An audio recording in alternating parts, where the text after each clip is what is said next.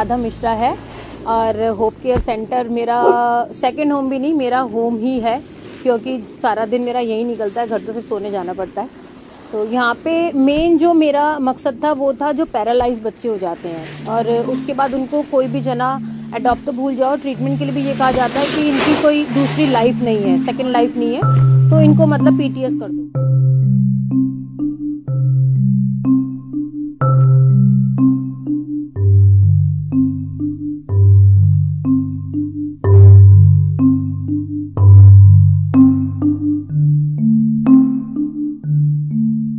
PTS के थोड़ा मैं खिलाफ हूँ। पीटीएस कोई हल नहीं है। ये जितने बच्चे हैं सब पीटीएस डिक्लेयर हैं। यहाँ पर मेरे पास 90% बच्चे पीटीएस डिक्लेयर हैं। कुछ पैरालाइज हैं, कुछ बहुत ओल्ड हैं, कुछ को ब्रेन इंजरी है। तो पीटीएस तो कोई हल नहीं हुआ किसी चीज का।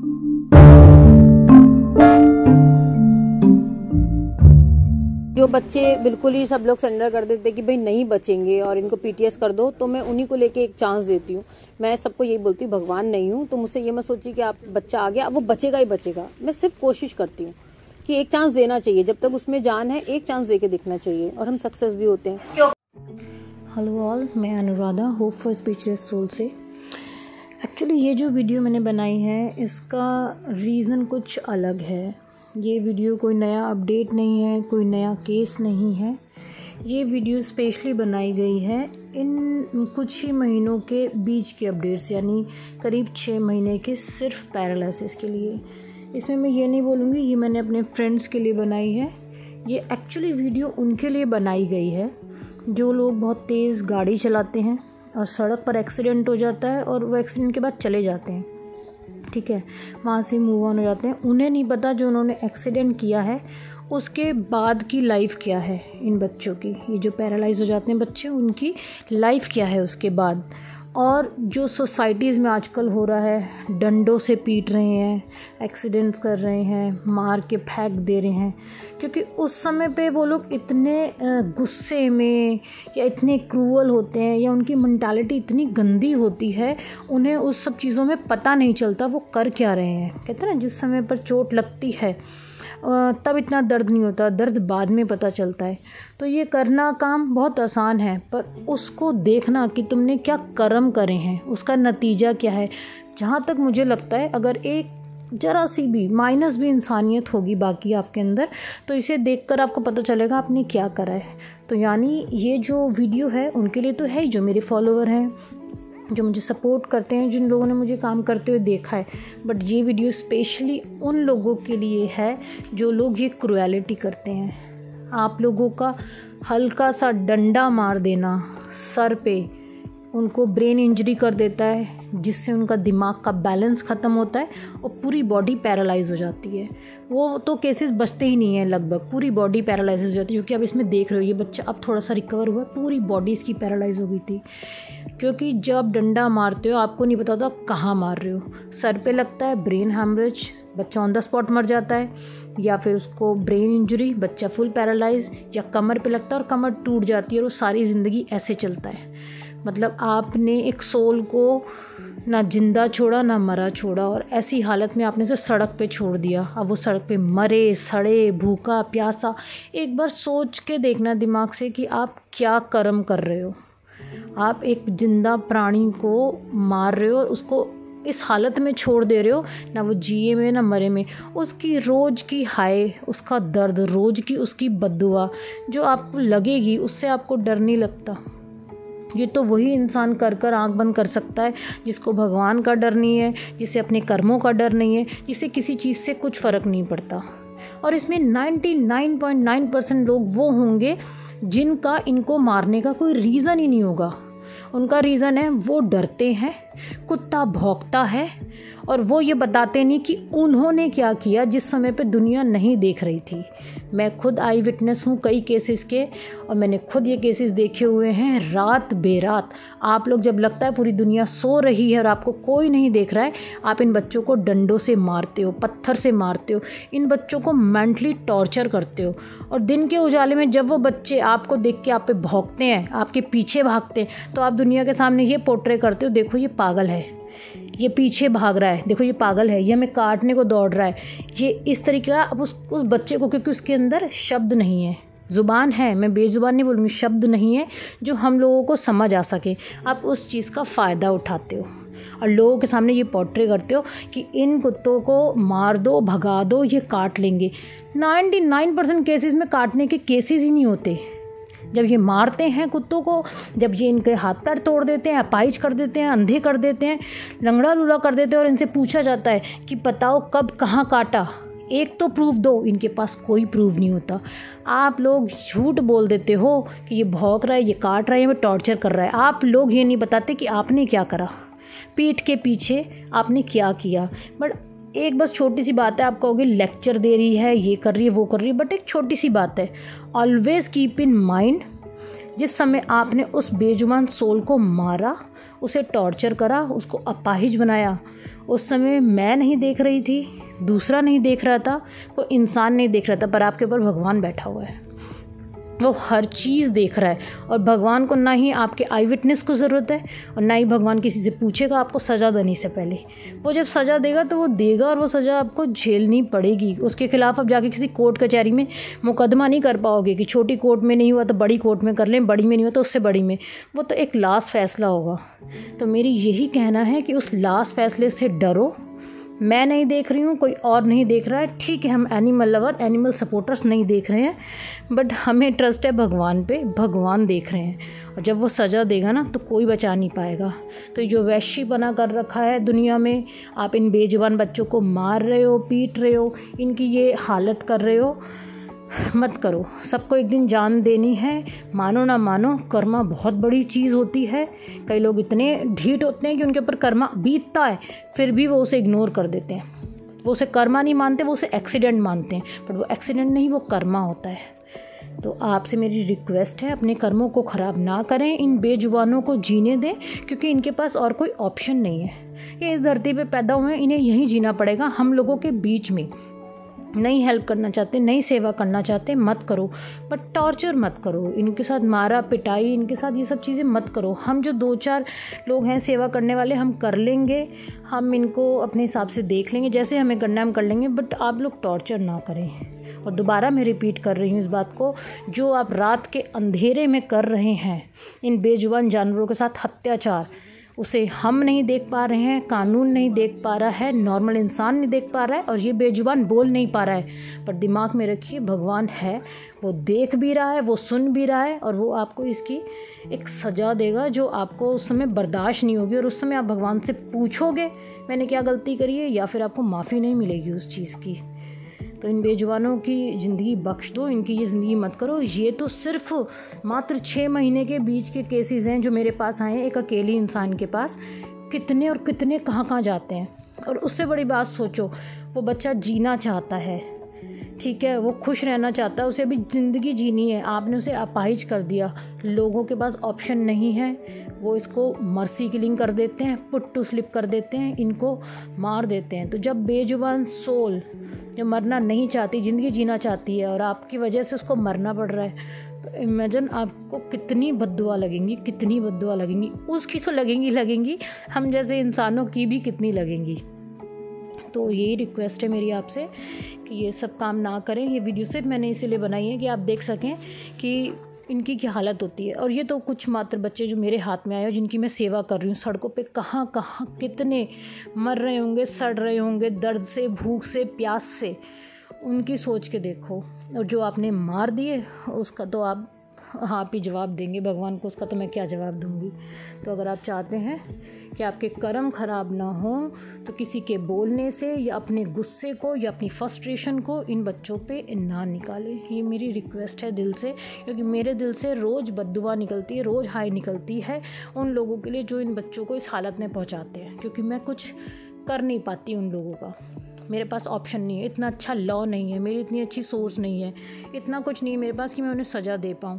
पर मेरे सज़ा नहीं दे पाती, पर मेरे दिल से मैं इस तरह की इंसान नहीं हूँ किसी को बद्दुआ दूँ या किसी को किस तरह की हाय दूँ, बट ऑटोमेटिकली निकलती है। क्योंकि मैं दिन रात इन बच्चों के बीच में इनकी सेवा कर रही हूँ, आपके सामने दिन रात इनकी सेवा कर रही हूँ। तो जब इनका दर्द मुझे देखना होता है ना 24 घंटे, तो मेरे अंदर से हाय ही निकलती है। तो मेरे अकेले की नहीं, बट हाँ, जो लोग इनकी सेवा करते हैं उनकी हाय से डरें, और सबसे बड़ा इन बेजुबान बच्चों की हाय से डरें। और गाड़ी वाड़ी थोड़ा सा धीरे चलाएं। जैसे आप सड़क पे जी रहे हैं, आपके पास घर है, बाहर है, इन बच्चों के पास कुछ नहीं है। इन बच्चों को सड़क पे ही जीना है। आप देखते होंगे डर के मारे बेचारे दिन में बाहर भी नहीं निकलते, भूखे प्यासे सारा दिन अंदर पड़े रहते हैं और रात को निकलते हैं, और रात को भी आपकी गाड़ियों की स्पीड इनकी जान ले लेती है और इनकी ज़िंदगी चली जाती है। और जिनकी बच जाती है उनकी ये हालत होती है, ना ये बेचारे जीने में, ना ये बेचारे मरने में। मुझ में जितनी शक्ति है, भगवान ने जितना मुझे स्टैमिना दिया है काम करने का, इन लोगों को बचाने का, इन लोगों की सेवा करने का, बचाने का तो नहीं, भगवान के हाथ में बचाना, इनकी सेवा करने का जितना मौका दिया भगवान ने, मैं उतनी सेवा कर रही हूँ। बट आपसे गुजारिश है कि आप अपने कर्म ख़राब ना करें, ये सब काम छोड़ दें। मैं बहुत समय से ऐसी वीडियो बना रही हूँ, रिक्वेस्ट कर रही हूँ, बट कहीं पर कुछ सही होता दिख नहीं रहा। तो प्लीज़ ये वीडियो स्पेशली उन लोगों के लिए है जो लोग एनिमल क्रुएलिटी कर रहे हैं, ना कि एनिमल्स की सेवा कर रहे हैं। क्योंकि सेवा जो कर रहे हैं उनको सब कुछ पता है कि क्या क्या हो रहा है, वो तो दिन रात रो रहे हैं अंदर ही अंदर, तो वो तो देख रहे हैं ये सब चीज़ें। ये उन लोगों के लिए जिन लोगों ने ये कर्म करे हैं और जो आगे करने की सोच रहे हैं, ये उनके लिए भी है जो आगे करने की सोच रहे हैं। कर्मा इज़ अ बिच लोग बोलते हैं, मैं नहीं बोलती हूँ। Karma is a gift from God, और जो अच्छा भी हो सकता है, बुरा भी हो सकता है। गॉड है, गिफ्ट देंगे, वो अच्छा भी देंगे, वो बुरा भी देंगे। अब वो आपके हाथ में है, आपने अपने किन कर्मों से कौन सा गिफ्ट अचीव करना है गॉड से, अच्छा या बुरा।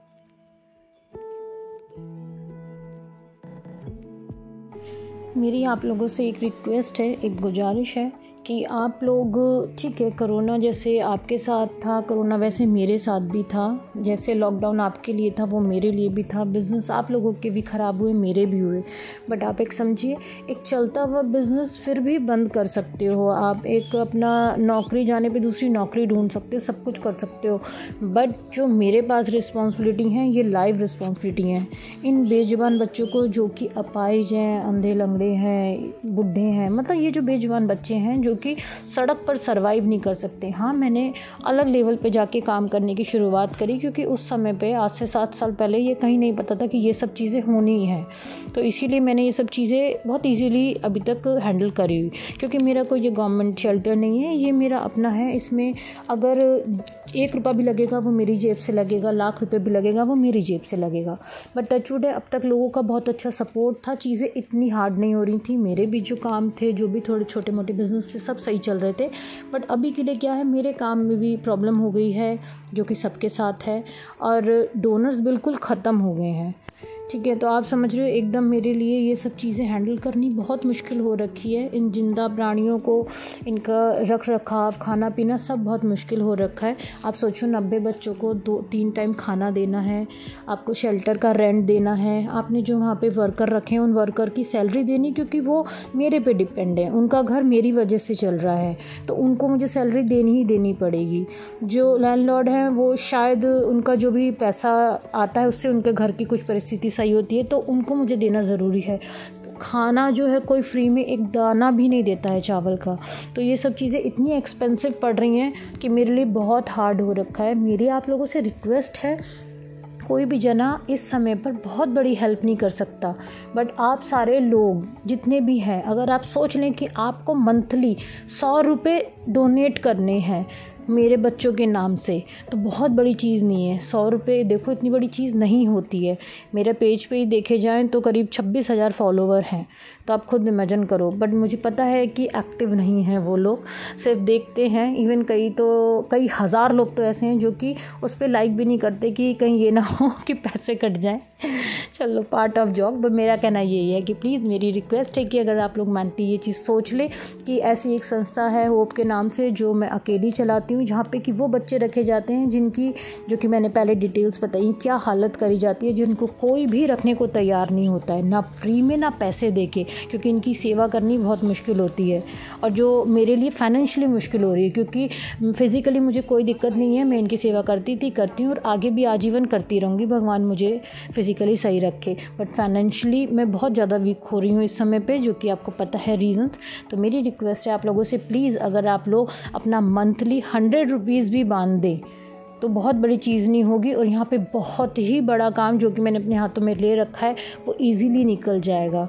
तो मैं मेंटली कम से कम सुकून में रहूँगी कि हाँ मेरे बच्चे भूखे नहीं मरेंगे, मेरे स्टाफ को दिक्कत नहीं होगी, वो भागेंगे नहीं, लैंडलॉर्ड जगह खाली नहीं कराएंगे। इस तरीके की जो परेशानी जो मैं एक मेंटल डिप्रेशन में रहती हूँ एटलीस्ट वो नहीं होंगी। क्योंकि फ़िज़िकली भी काम करना, फाइनेंशियली भी इधर उधर से मेहनत करना और मेंटली भी डिस्टर्ब रहना, ये तीनों चीज़ें कहीं ना कहीं मेरे को भी नुकसान दे रही हैं। तो मेरी रिक्वेस्ट है आप लोगों के लिए, 100 रुपीज़ बहुत बड़ी रकम नहीं है, तो आप लोग अगर 100 रुपीज़ पर मंथ भी अगर बांध लेते हैं तो वो बहुत बड़ी हेल्प होगी। उसके आगे आपकी चॉइस है, आप 100 रुपीज़ मिनिमम दे ही सकते हैं। आगे आप जो देना चाहते हैं, सेवा तो सेवा है, तो उसमें जो देना चाहते हैं आप दे सकते हैं। नंबर मैं इसमें लास्ट में मेंशन कर दूंगी, मेरा नंबर वैसे भी बोल देती हूँ 9911911757। और एक मेरी ये इन्फॉर्मेशन है, सिर्फ एक मात्र यही नंबर है जो कि पेटीएम, गूगल पे, कॉलिंग, व्हाट्सअप सब जगह पे है। मतलब होप जो है मैं अकेले संभालती हूँ। मेरा नाम अनुराधा मिश्रा है और मेरा एक यही नंबर है 9911911757। That's all. इसके अलावा कोई भी ऐसा ऑप्शन नहीं मिलेगा जो कि कोई जना कहेगा कि आपको डोनेशन इस जगह पे करनी है। तो प्लीज़ किसी की बातों में आके कोई गलत जगह पे डोनेशन करना या कोई गलत काम ना करें, क्योंकि वो आपका नुकसान मनी का करेगी और मेरी रेपुटेशन का। तो इसलिए इस नंबर पे आप जब भी कांटेक्ट करें या अगर आप कोई डोनेट करना चाहते हैं तो मुझे इस नंबर पे व्हाट्सएप पे कांटेक्ट कर लें। और प्लीज़ दान कीजिए। दान सबसे बड़ी चीज़ है, कहते हैं दान और कर्मा ही साथ लेके जाना है, इसके अलावा कुछ नहीं ले जाना है।